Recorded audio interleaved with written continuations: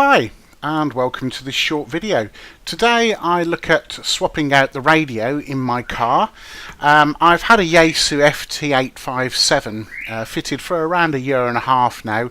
However, I don't really do HF mobile anymore, so I'm going to be swapping it for an FTM350, a simple 2 meters and 70 sems radio. And I'm going to be selling the 857 and the 8S120 antenna.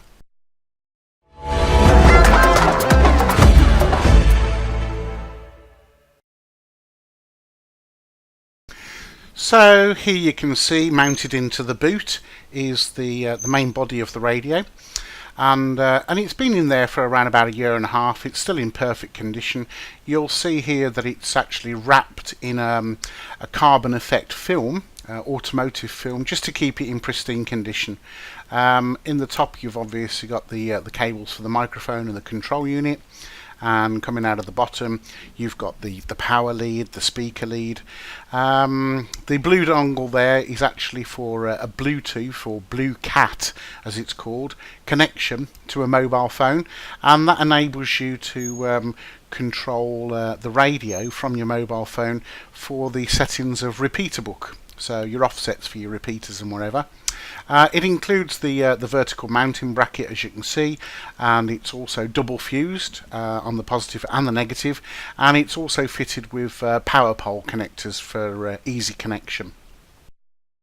Here's the head unit. It's fitted on a kind of mobile phone suction bracket, which is included, and also it's got the proper 857 face-off bracket.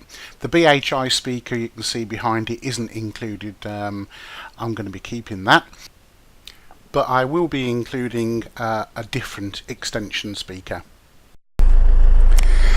This is Mike 0, X-Ray, Mike X-Ray, just looking for a quick radio report, please, over.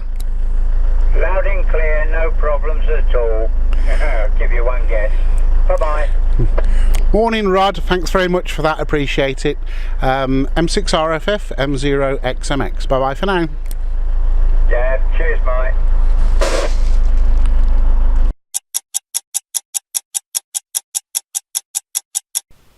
So, approximately an hour and a half later, here we are. We've got the 857D installed and the FTM350 installed in exactly the same place. In the bottom we've got the UHF PL259 and the power lead and the speaker, and the top we've got the two remote connections off to the head unit and also to the microphone. So nice neat job. It's tucked away safely in the boot, and all the cabling that was for the 857 remains running through the car. Here we are back in the front of the car, and we've removed the head unit for the 857. The microphone is on the same holder, different microphone though. This is a DTMF microphone. The cabling runs up the side of the dash, so nice and neat, and a different phone holder type bracket, and the same speaker.